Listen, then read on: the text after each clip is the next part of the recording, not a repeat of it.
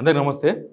మన రాష్ట్ర ఆర్థిక పరిస్థితి పైన కాగు కంట్రోలర్ అండ్ ఆడిట్ జనరల్ ఒక రిపోర్ట్ ఇచ్చింది. అసలు రాష్ట్రానికి ఎంత ఆదాయం వస్తుంది, ఎంత అప్పు చేస్తుంటారు వీళ్ళు, తర్వాత అసలు రాష్ట్రం ఇప్పుడున్న సిచ్యువేషన్ ఏంది. ఎందుకంటే మనం వరుసగా చూసుకుంటూ వస్తున్నాం. ఒక్క బిజినెస్ నడుస్తున్నది లేదు, ఒక్క రంగముల సక్సెస్ఫుల్గా తెలంగాణ ఉంది అని చెప్తున్నది లేదు, కనబడుతున్నది లేదు. మొత్తం దివాలా దిశగా పోతున్నాం మనం. అన్ని రంగాలు, ఓ పక్క రియల్ ఎస్టేట్ పోయింది, ఓ పక్క సాఫ్ట్వేర్ రంగం అట్లయితుంది, ఇంకో పక్క ఉద్యోగ కల్పన లేదు, ఇంకో దగ్గర గవర్నమెంట్ స్కీమ్స్ ఫ్లోటింగ్ లేదు. ఇట్లా ప్రతి ఒక్క అంశంలో వెనుకకపోతున్నట్టుగా కనిపిస్తుంది. అయితే వీళ్ళు ఇచ్చిన కాగ్ రిపోర్ట్ చూసిన తర్వాత అసలు గవర్నమెంట్కి ఎంత ఇన్కమ్ వస్తుంది, ఆ ఇన్కమ్ను ఎట్లా ఖర్చు పెడుతున్నారు వీళ్ళు, అసలు ఎందుకు రికార్డ్ స్థాయిలో అప్పులు, పోయిన నెల 16,000 కోట్ల రూపాయలు అప్పు చేసింది గవర్నమెంట్ ఒకటే నెలలో. ఎందుకు అప్పు చేసారు, ఏ స్కీమ్ మొదలుపెట్టి ఇప్పటిదాకా ఈ 21 మంత్స్లో కొత్తగా ఒక స్కీమ్ ఫుల్ ఫ్లెడ్జ్గా జనాలకు అమలు చేసిందంటే ఏమీ లేదు. ఒక ఫ్రీ బస్ ఒకటే, దానికి ఆర్టీసీకి డబ్బులు ఇచ్చేది లేదు కాబట్టి అమలు చేస్తున్నారు. ఆర్టీసీకి డబ్బులు ఇచ్చేది లేదు, ఎప్పుడో బుద్ధి పుట్టినప్పుడు ఇస్తారు తప్ప, అవి కూడా ఎన్నో కొన్నో ఉన్నకాడికి ఇస్తున్నారు తప్ప ఆర్టీసీకి ఫుల్ ఫ్లెడ్జ్గా డబ్బులు ఏమి ఇస్తలేరు వీళ్ళు.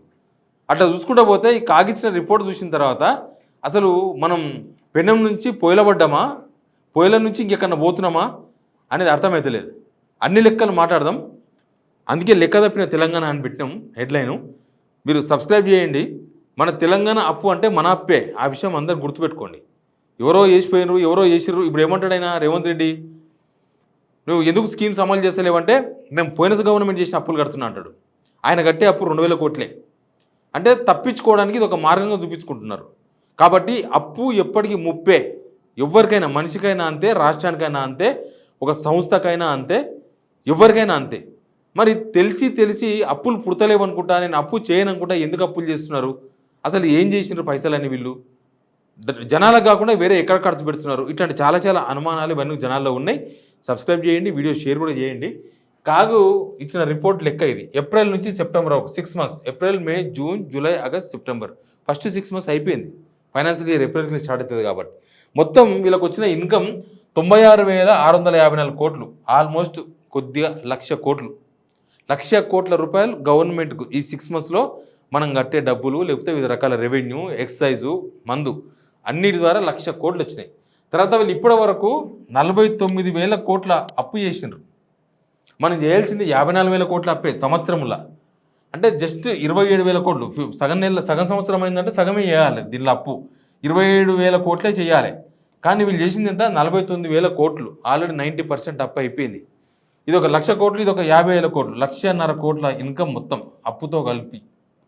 వాళ్ళు 1,50,000 కోట్లు తీసుకొచ్చి ఏం చేసారు, సెప్టెంబర్లో 3,000 కోట్ల పైన, 3,500, 3,600 కోట్ల రూపాయలు రికార్డు స్థాయిలో మందాయినరు మనలు. రికార్డు స్థాయిలో సేల్స్ జరిగినాయి. 3,600 కోట్లు ఈ గవర్నమెంట్లో సెప్టెంబర్. ఈ రికార్డు తెలంగాణ వచ్చినప్పటి నుంచి ఒక నెలలో ఇంత జరగడం, ఎలక్షన్ ఉన్న మంత్లో కూడా ఇంత జరగదంట, అంత జరిగింది. అంటే డబ్బులు వస్తున్నాయి గవర్నమెంట్కు. మరి డబ్బులు వస్తున్నాయి, అప్పు చేస్తున్నారు. ఎటుపోయింది, ఇంకొకటి వచ్చింది, ఇంకొక రిపోర్ట్. అదేం రిపోర్ట్ అంటే అసలు జిఎస్టీ వసూలు ఎట్లా ఉన్నాయి అంటే, ఒక రాష్ట్రం యొక్క పెరుగుదల అనేది జిఎస్టీ మీద డిపెండ్ అయి ఉంటుంది.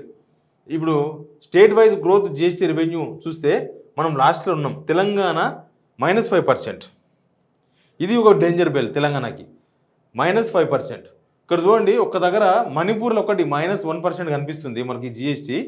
తర్వాత ఇక్కడ ఒక దగ్గర ఢిల్లీ -1% కనిపిస్తుంది. హిమాచల్ ప్రదేశ్, అక్కడ కూడా కాంగ్రెస్ గవర్నమెంట్ ఉంది.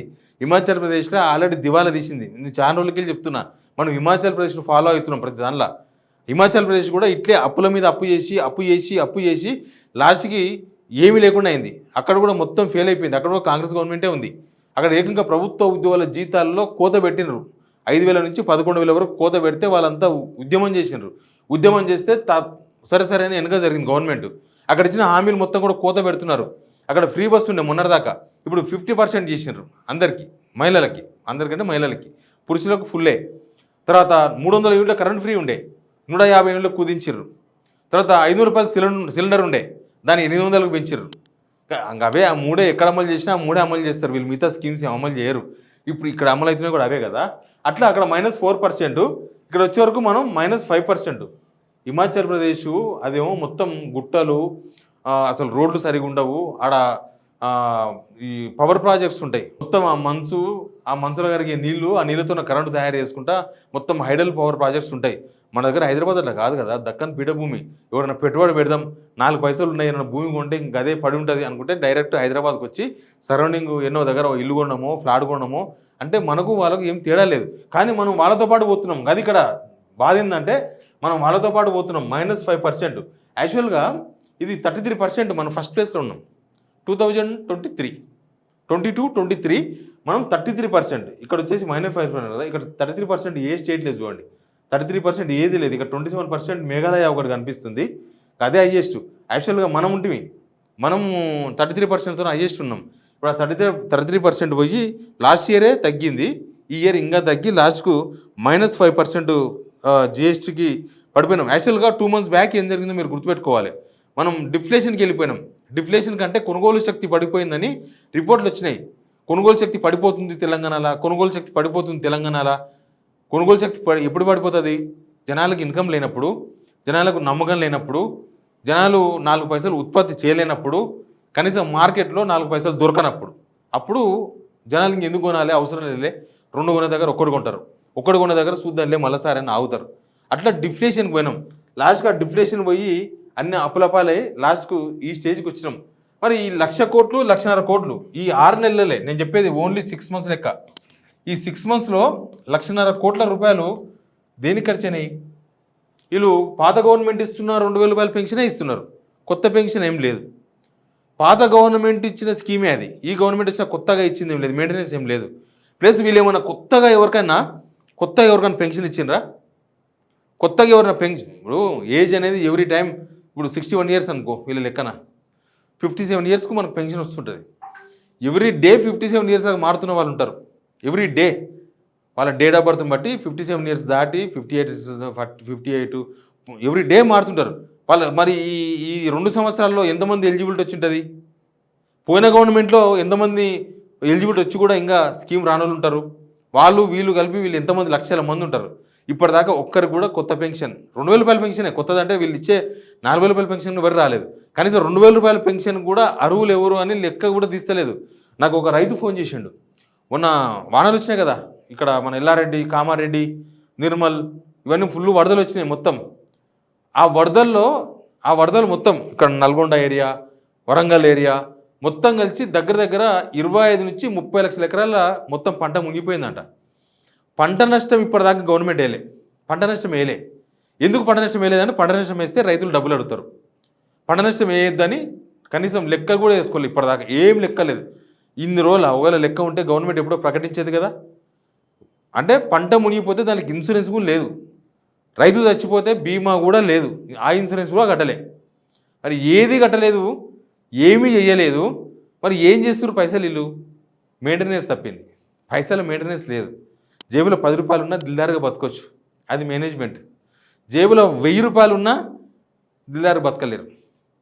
అదేంటంటే దుబారా ఖర్చు. ఇక దుబారా ఎక్కువైపోయింది, దుబారా ఆలోచనలు ఎక్కువైపోయినాయి. కనీసం జనం యాంగిల్లో పాలన నడుస్తలేదు, జనం యాంగిల్లో ఆలోచనలు వస్తలేవు. జనానికి మనం ఏం చేయొచ్చు ఈ పైసలతో అనే ఆలోచన ఎక్కడ లేదు. ఎంతసేపటికి అప్పు తెద్దామా, జీతం ఇద్దామా, అప్పు తెద్దామా, ఇంకెవరికి ఇద్దామా, అప్పు తెద్దామా, కాంట్రాక్టర్లకు ఇచ్చి కమిషన్ దొబ్బుదామా, అప్పు తెద్దామా, ఇంకేదో ఒక కొత్త ప్రాజెక్ట్ అని స్టార్ట్ చేసి అక్కడ ఏమైనా వస్తాయా మనకు, దాని మీద కాన్సన్ట్రేషన్ ఉంది. అందుకే రాష్ట్రం ఇట్లా దివాలా తీసి తెలంగాణ లెక్క తప్పింది. కాగిచ్చిన రిపోర్ట్ ప్రకారం తెలంగాణ లెక్క తప్పినట్టుగా చాలా క్లారిటీగా అర్థమవుతుంది. Please subscribe signal TV. ఎంతసేపు వచ్చింది?